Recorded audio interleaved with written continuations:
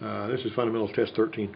We got Technician A says fuel pump relay is usually controlled by the PCM. Now somebody tell me what the PCM is. What does PCM stand for? Pressure control module. Powertrain control module. Powertrain control module. You're close. If it just controls the engine but not the transmission, it's called the ECM, which would be the engine control module. Got me? Technician B says TBI injector squirts fuel above the throttle plate. Now, what is TBI? Anybody know what TBI is? You got your book open there. What's TBI?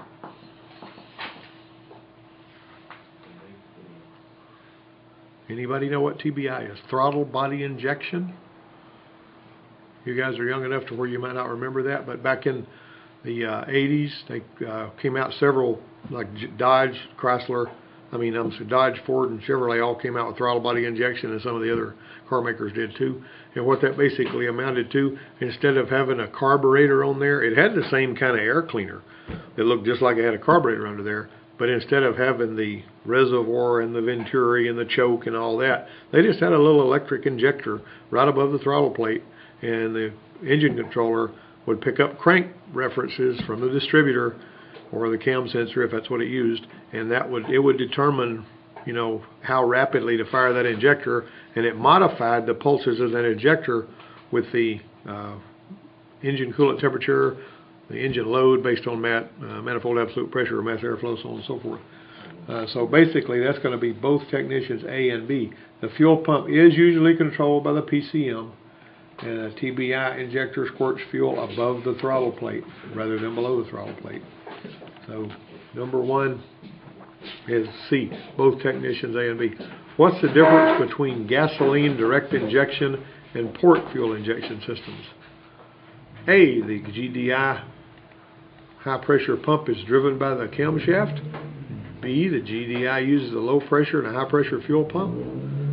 D, port fuel injection uses just one fuel pump, or D, all of the above.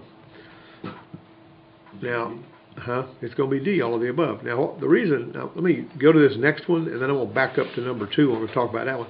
Where is the fuel squirted in an engine equipped with gasoline direct injection? Where is it squirted on one that's got port fuel injection? You guys have already researched this a bit. Inside the fuel.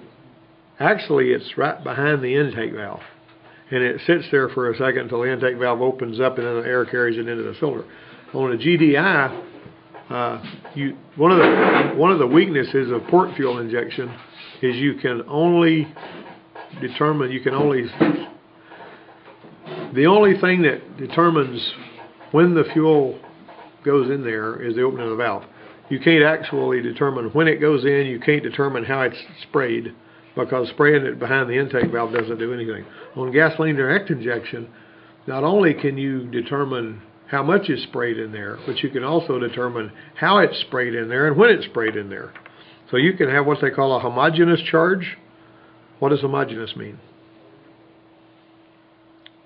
They just mixed it in there. Homogeneous means it's the same all the way through. Homogenized milk, you know what that means? That means it's not cream on the top and milk on the bottom. That means it's all one. Every you pour it, you're going to get the same thing without having to shake it up. Got it? Okay, a homogeneous, like if somebody says the sun is a homogeneous star, that means all the way through it's just a big ball of fire. It's not colder in some place than the other. That's what homogeneous means. That's basically what that means.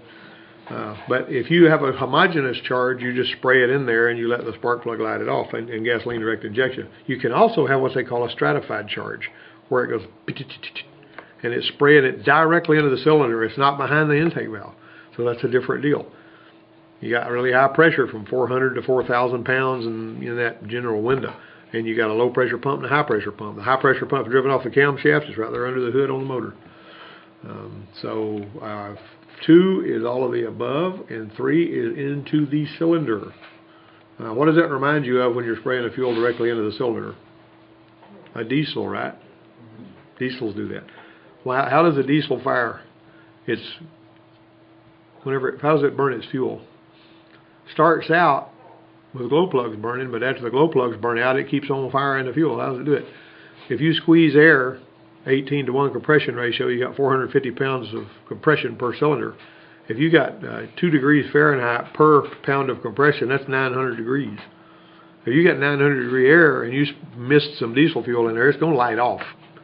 That's the way that works. You got me? All you got to do is spray it down at really, really superheated air, and that piston is so doggone close to the cylinder head, it ain't like 40 thousandths of an inch from the cylinder head. But it'll have a little bowl in the top of that piston. Then it's your combustion chamber. It shoves the piston down. And diesel burns all the way down. On a gas engine, you're just slapping the piston. On a diesel engine, you're pumping it, you know. So that's basically what part turns the fuel injectors on and off.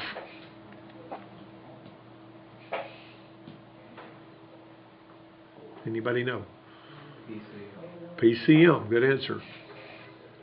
Okay, where is the fuel pump located in the TBI and port fuel injection systems? Inside the fuel tank. Now, I will say that that Bronco that we've got is an 89 model. And before 1990, on a lot of the vehicles, Ford would have a high-pressure fuel pump on the frame that was fed by a low-pressure fuel pump from inside the tank. And the interesting thing about that is, what you'd have is and sometimes the pump on the frame would be running, but the pump in the tank wouldn't be running, and sometimes it'll run, sometimes it won't. And that was one of those situations there. Okay, let's see, a port type injection system squirts fuel where? Here's the intake valve, isn't it? Make sure I got what I need here. Yeah. Okay. All right. It's actually behind what I just got through telling you is behind the intake, in the intake port near the intake valve. We saw that in that little animation. What moves the throttle plate on an engine equipped with an electronic throttle control system? Got any idea? What is a solenoid? Anybody know what a solenoid is? When I say solenoid, what pops into your mind? What's the first word that pops into your mind that goes with solenoid? What about starter? You're going to talk about starter solenoid? All right. What's the starter solenoid? Got a big winding in here, and it's got a movable metal core. And when you make a magnetic field in that winding, that movable metal core moves in, and it actually pushes a button that slaps a copper washer against those two big contacts inside that solenoid, carries the power directly into the starter, and at the same time it's thrown that starter drive into the flywheel, starts it spinning. That's not complicated, but it's an electric motor that moves the throttle plate. Now, somewhere over there on that table, and I should have it in my hand already, there is a throttle plate. That is, this right here is an electronic throttle body. All right, now watch this. See this right here? This throttle body here moves with a cable. See that? See that? That throttle body moves with a cable. This throttle body right here has got an electric motor that moves it. I don't have any way of grabbing that. And you say, well, I can just go in here and push this, you know.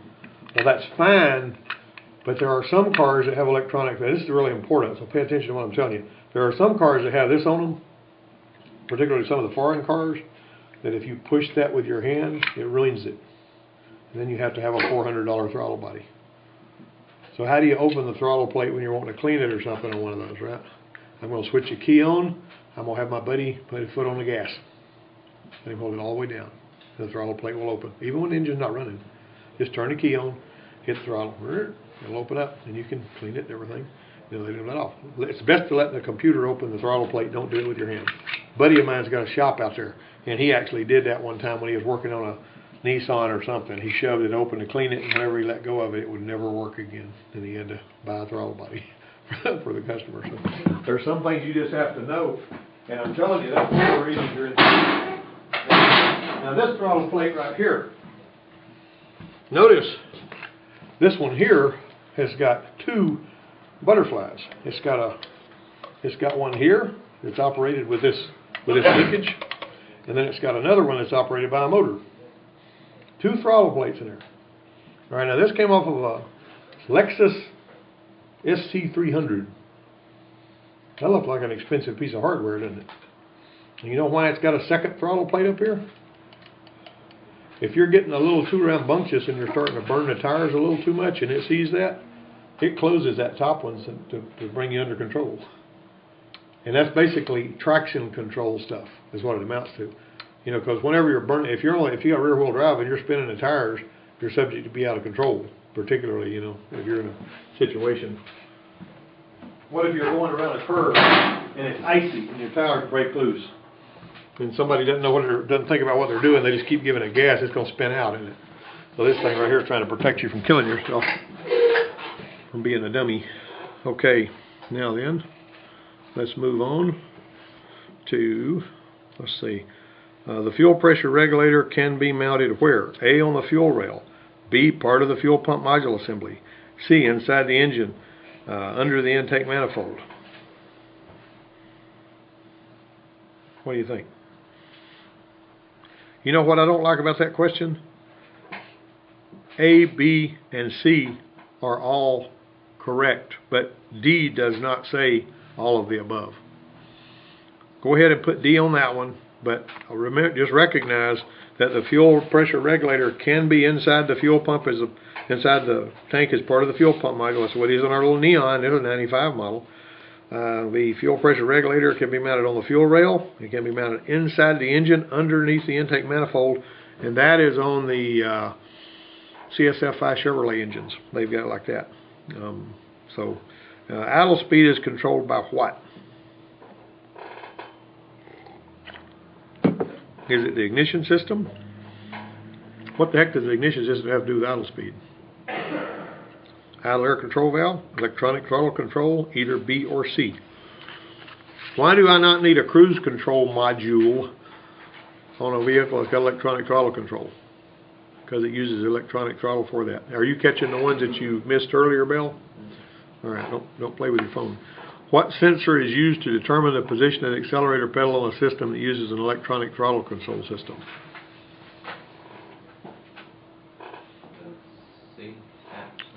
The accelerator pedal position sensor. And I'll tell you something about those. You don't have just one sensor on those things. You're going to have 2 or 3 because it needs redundancy. Why do we need redundant signals on that? You're the engineer. You're going to design this thing. They say, we want to be able to sense where the person's foot is on the pedal. We're going to have to put a spring on there that's tight enough to where it feels like a regular accelerator pedal. And we want to make sure that the engine controller can pay attention to where his foot is and operate the throttle. Okay, so what do you suppose would happen if that thing failed in the wrong way? You could have wide open throttle when you didn't want it, right? What if the thing, like if you've got just one sensor and a wire shorts out or something goes wrong in the sensor and the engine controller is picking up wide open throttle, all of a sudden you're boiling the tires and there's nothing you can do about it. You got me? You ever had that? You ever been driving one that the throttle stuck wide open on? What happened? What'd you do? I was running through a creek. There was a creek right there and like woods right there and it went bracket, so I just went in the creek. Went in the creek. Did you have a good time? Nope.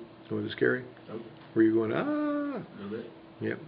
Well, I drew a ticket on a Thunderbird one time, turbo coupe. And they said, sometimes the throttle sticks. And I said, yeah, this knothead probably got a ticket and he's trying to get out of trouble, you know. So I drive down here on 430 or 231 going toward Ozark. I head off up there and I, floorboard it a time or two. I'm not going to drive it all that fast. I mean, it's going to see if it sticks with me because that's what I'm driving it to check out on. And about the 4th time I did it, the bottom of the gas pedal stuck under the floor mat, which was what had happened to him. And that's pretty spooky. You know what I mean? Of course, I had plenty of road in front of me. But in your mind, immediately you're going, oh crap, what am I going to do now? Because this woo, and you took your foot off the gas and you're still taking off. Well, out here in the service bay one day, one of my students, I says, okay, we're going to bring our engine speed. It's on a Mercury Sable we got out here. We'll bring an engine speed up to 1500 RPM, and we're going to watch the oxygen sensor switch on the scan tool. And so I says, Casey, get in there and push that thing, and let's see what we got here. And so he pushes it, and what happens? It sticks under the floor mat. I don't know why he went all the way to the floor, but he did. And so here we wound up throwing 2 rods out of the motor in the Sable right there in the stall. It just tacked out real fast, Engine was kind of old and tired anyway. And it threw a couple of rods out of there and it sounded like a bomb going off over there. And I had to have another you know, a couple of students throw a bunch of junk parts together and build an engine that would run. Anyway, that was fun. Let's see. Why is vacuum line attached to a fuel pressure regulator on many port fuel injected engines? Who knows the answer to that one? Think about it. To lower the fuel pressure under heavy load, would you want to do that? If I'm under heavy load, do I want to lower fuel pressure? Heck no, that's dumb. To raise the fuel pressure at idle? To draw back fuel into the intake manifold through the vacuum hose? That only happens when the fuel pressure regulator fails, okay? But it modulates the fuel pressure.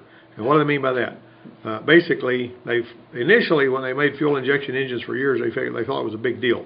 They basically wanted the pressure differential to remain constant between the fuel rail and the manifold. If you got high manifold vacuum, you needed to have lower fuel pressure. If the manifold vacuum drops because you opened the throttle plate, you need to raise the fuel pressure. That's what they were thinking was a big deal. Turned out it wasn't a big deal. So they quit doing it. They got to where they just, you know, shoot 40 pounds up there all the time. Not a big deal. But basically 11 is D. Where is the fuel pressure regulator located on a return type fuel injection system? Return type. Anybody know? At the outlet of the fuel rail. At the outlet of the fuel rail. There's basically, well, you see that. I have a fuel rail I could have been waving in front of your face, but I can show it to you. Anytime you see look at the fuel rail on these fuel injected engines, and you'll see a little round diaphragm with a vacuum hose going to it. And people that are really confused and didn't really learn a whole lot in school, like some of the ones from some of the big automotive programs I've heard about that over there whenever my buddy, you know, that I've trained works over there at one of the dealerships in Enterprise. And he said sometimes these guys from these big colleges will come and they won't know the difference between an EGR valve and a fuel pressure regulator because they both got a diaphragm going to them. But see, if it's on the fuel rail, it's a fuel pressure regulator. If it's on the side of the engine with a metal pipe feeding it, it's an EGR valve. Just remember that. I don't want you guys to be undereducated on this thing. Okay, so it's regulated at the outlet of the fuel rail. Number 13. Would you guys rather be looking these up in the book? You wouldn't? Are you learning from what I'm telling you? I know Clark is over about to croak because he gets bored really, really, really easy. Yeah, you get bored real easy. You get bored real easy, Clark? A little bit. That's what I thought. That's okay. You know, I feel your pain. Okay, let's see. What type of device is used in a typical idle air control unit? Is it a solenoid? Is it a DC motor? Is it a pulsator type actuator, or is it a stepper motor? Now that's a sort of a question. You know, that's not something you're going to learn in high school, is it? Okay, typical idle air control unit. Now, the Fords use one that the more current you apply to it, the more it opens the plunger. That's different from anybody else. As a matter of fact, on that board right there, you see that one? See that one? The more current you apply to those two wires, the more that little plunger moves and lets air go around the throttle plate. See, that idle air control is typically mounted on that throttle body, and it lets air go around it. But I put it there so you can see it when I built that board. But most of them use a stepper motor. Now, does anybody have any idea what a stepper motor is?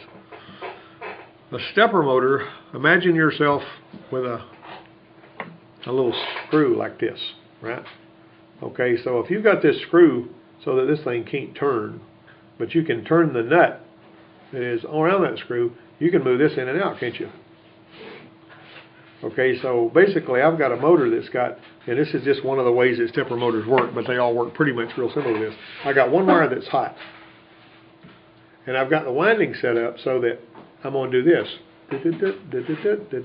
or I'm going to do this the other way, or that way or the other way.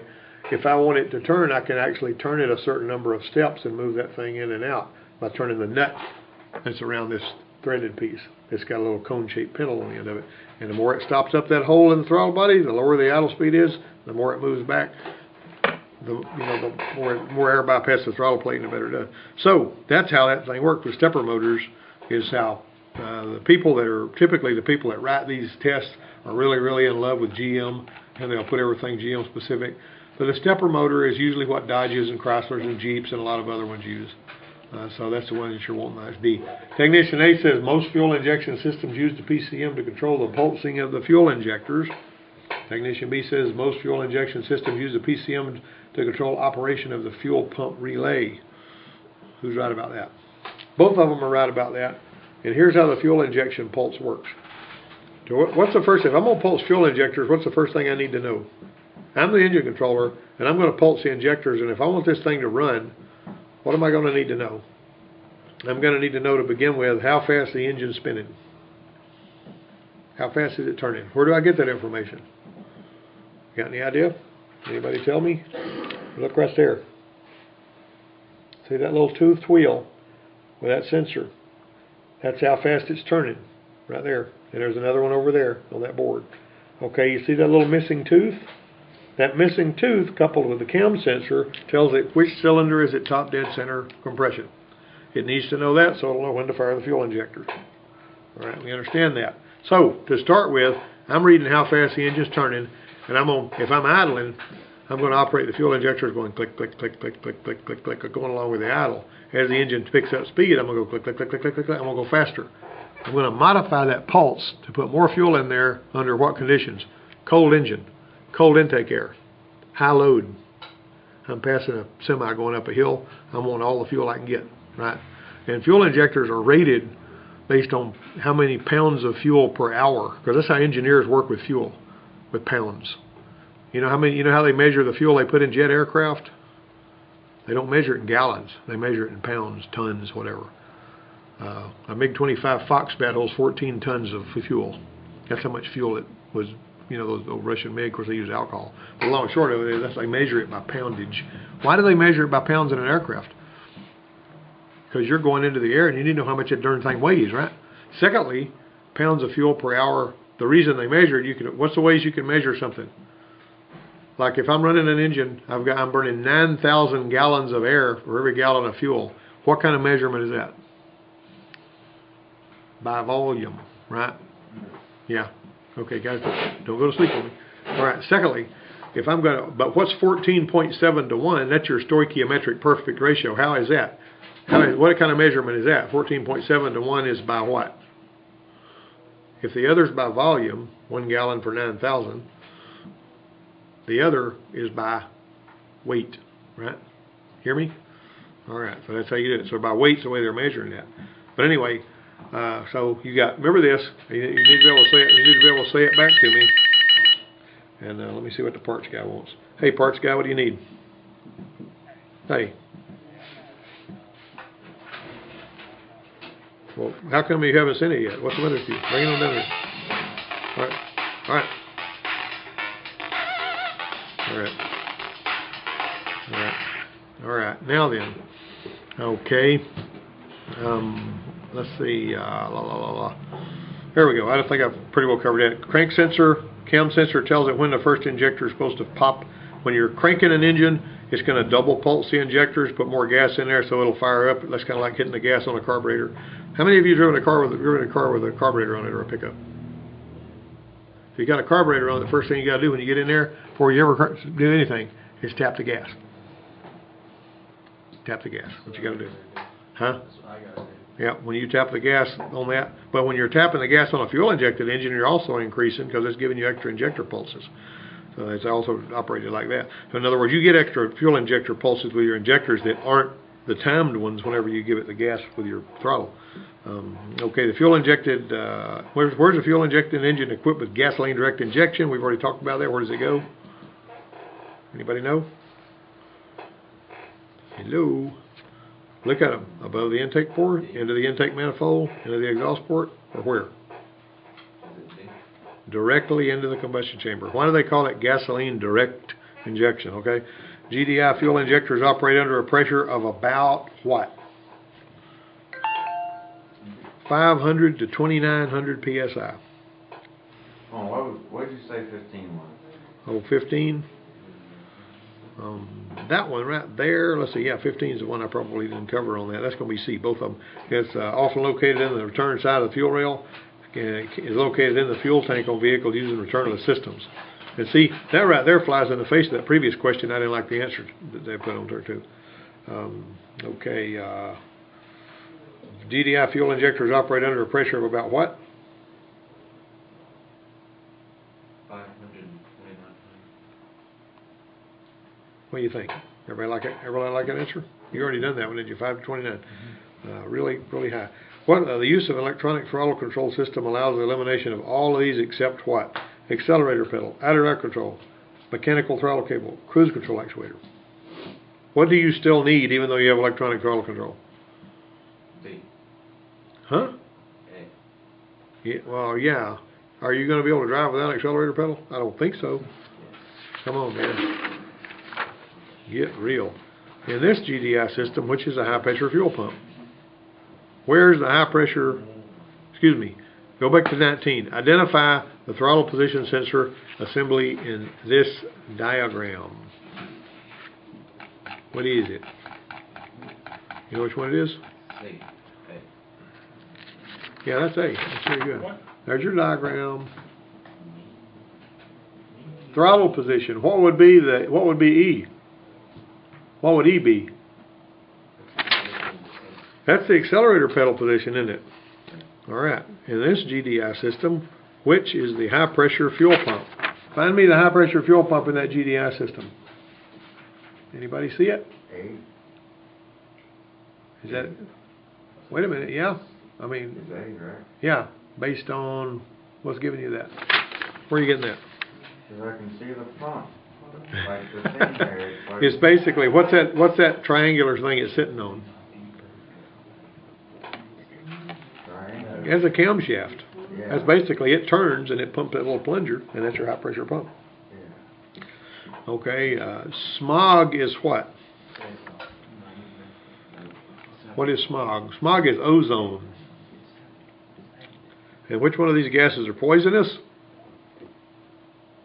Ozone, unburned hydrocarbons, carbon monoxide, or carbon dioxide. Well, I don't like unburned hydrocarbons. I don't want to breathe that.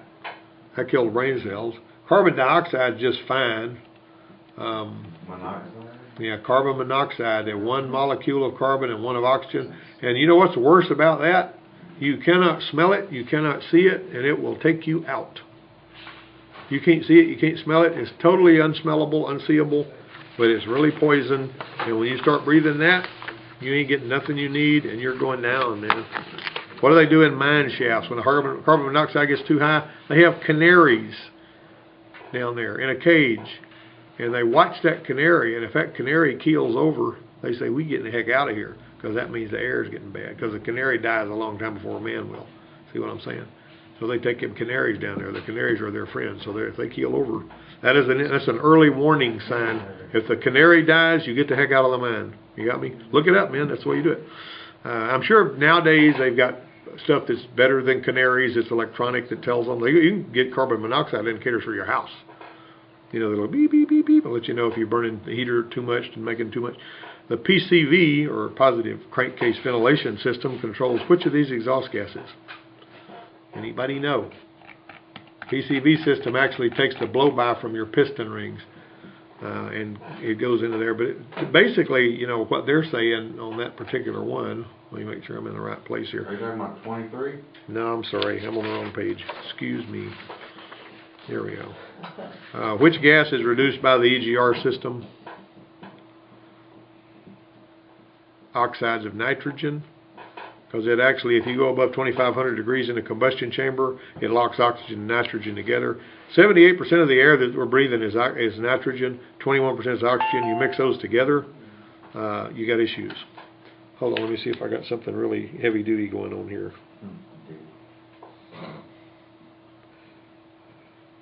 That's funny. Okay.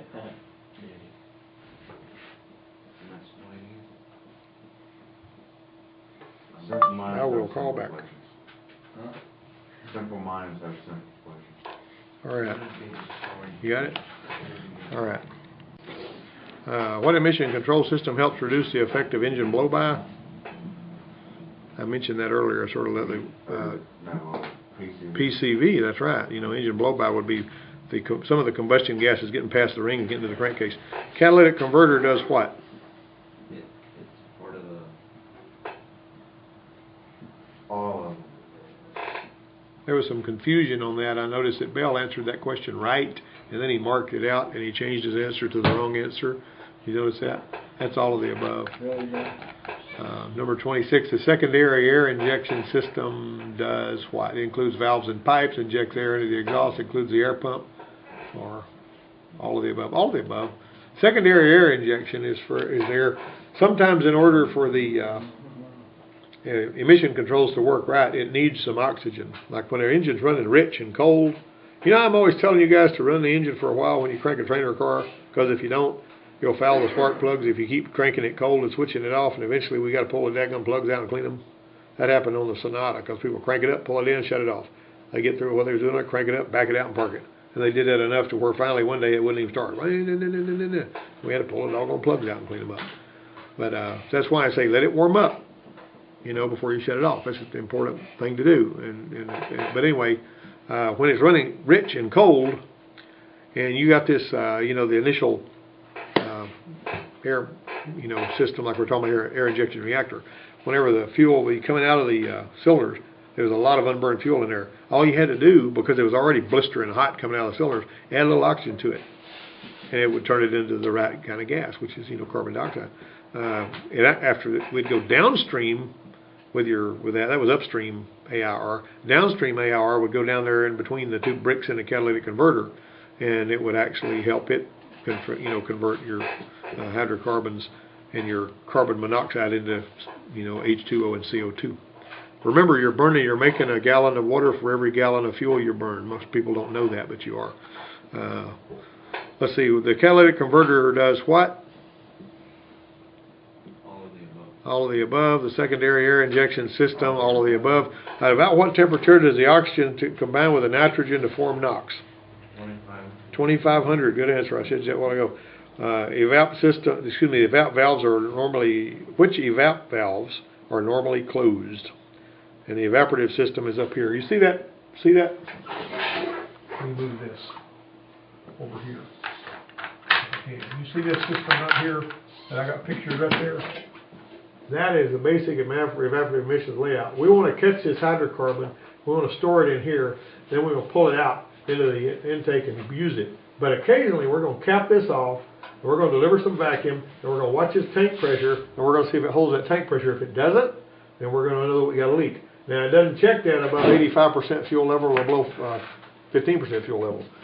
So if you're always running your gas tank on empty, it never checks your evaporative system. But long and short of it is, which ones are normally closed? That would be this one over here. The purge solenoid is normally closed. You can see that on this little thing. This one's normally open. See, if the computer doesn't do anything, that one's supposed to be closed, and if the computer doesn't do anything, that one's supposed to be open. When the computer starts doing stuff, it closes that one and opens that one, and then it closes that one and traps the air. Got it? That makes sense? All right. This right here will burn in better, you know, if you work your way into emissions in here. Let's see, which emission control device is located in the exhaust system? What were we just talking about? Which emission control device is located in the exhaust system? Catalytic converter. Which emission control system can turn on a check engine light if the gas cap is loose? Evap. As a matter of fact, my Taurus has actually got a little light that shows a gas cap out of the place. So it'll turn that on. If you leave the gas cap loose, it doesn't just throw you a code, it turns on that light. You know, so they said, your gas cap's off, dummy. How does it know that? It's looking at fuel level. It sees that the fuel level was low when you switched off the car. It sees now that it's high whenever you crank the car up. And it basically is doing a pressure test. And if it sees that it's a gas cap, you know, if it doesn't hold any pressure, it says, well, the dummy left his gas cap off. Happens all the time. One time my service manager, he says, I know you're getting ready to go to lunch. It's about 5 till 12, but I got a Lincoln out here in the write-up area with a check engine light on. And if you'll come out here and check this Lincoln out, I'll buy your lunch. I said, well, I guess I can do that. So I went out here and I plugged the scan tool in. I pulled a PO455 code. And when I pulled the PO455 code, what did I do? I went around there and tightened the gas cap and cleared the code. And it was still 3 minutes till 12. Did he buy my lunch? No, he did not. He said he was going to, but he didn't. Because it was still before lunch, you see. But a deal's a deal, you know? What do you think? All right. I'm going to put that one on my desk that goes on my desk. Thank you very much. And then right here, we have a starter that needs to be replaced by these guys that are working on neon. And that one there is no. All right. Thank you, Sharon. Okay. Now then, let's keep going. Purpose of the evap system to trap gasoline vapor is also called what? What do you call it? Yeah, VOC. I actually call it hydrocarbons, basically. Technician A says carbon charcoal canisters used to trap and hold gasoline vapor so they can be purged and run into the engine to be burned. Technician B says the purpose of the evaporative emission control system is to reduce the release of volatile organic compounds, which is what they're calling VOC, into the atmosphere. Who is right? Yeah, see, both those guys are right. And then 33, what causes the nitrogen and the oxygen in the air to combine and form oxides of nitrogen? Heat above 2,500 degrees. I've said that 4 or 5 times in here. Today, exhaust gas recirculation is used to control NOx. Why do they have NOx? Because that X, what is that X, that little sub? That's basically how many molecules of oxygen there are. You got nitrogen and you got an unknown number of oxygen molecules. So since it can be just about any number of oxygen molecules, they have an X there instead of like CO2, you see. What's the purpose of secondary air injection system? Got any idea? Anybody know? All right, how you doing, fellas? Yeah, we're almost through. Chill out for a second. All right. All right. Secondary air injection system. You're going to pump air to the exhaust manifold. Did I tell you that earlier? And you forgot it already? Don't be no second-rate amateur now. Okay, now we're up to 36. The positive crankcase ventilation system controls which of these exhaust gases? Hydrocarbon. Carbon what? What's that? What's CO? Carbon monoxide. That's right. Have you guys ever got tangled up with any dihydrogen monoxide? Have you ever had anything to do with any dihydrogen monoxide? You hadn't? What about you? I mean, if I was to hand you a cup of dihydrogen monoxide, would you be willing to drink it? Do you think it would be harmful? Do you think dihydrogen monoxide could kill you? If it was going to kill you, how would it kill you? Well, you know what dihydrogen monoxide is? It's water. H2O. Think about it. Dihydrogen monoxide is water. Okay, keep going. Technician A says the secondary air injection system forces air at low pressure into the exhaust to reduce CO and HC exhaust emissions. He's right. Technician B says a check valve is used between the air pump and exhaust manifold to prevent exhaust gases from damaging the air pump valves. What do you think? Both of those guys are right. 38. The OBD2 system checks the EGR valve for operation by doing what? What does it do? What does it do? It opens and closes the EGR valve. Now that is a really broad question. I don't really like it. The EGR system recirculates how much of the exhaust gas is back into the intake manifold. This is something that most nobody knows. 6 to 10%. It doesn't run them all back through there. I was watching a futuristic movie this weekend where they had a pipe coming off of the exhaust, coming around the back of the truck and going into the gas tank. So they were basically recycling the exhaust and turning it into fuel and running it back, you know, which was kind of silly, I thought. But it was, hey, they were trying to do, and some of the cars had solar panels on the hood and all that kind of stuff. All right, let me see. This drawing shows a catalytic converter with exhaust gases entering the cat. What are the gases changed to at the cat outlet? What are they changed to at the cat outlet? You guys, this is the last question, you electrical guys. I'll be with you in a second. What about it? A and C. Water vapor's coming out of there too. All right. Now then. All right, now you guys, what I want you guys to do is concentrate on getting every worksheet done that you can to keep you out of trouble. We've got, believe it or not, we've got this, the rest of this week, which is today, tomorrow, and Friday for you guys. We got next week, then we're off all Thanksgiving week. And then you don't have very much time in December before you can prove everything. So make hay while the sun shines. Okay. Hey, you guys put your books up too. Don't leave that stuff laying all over the table.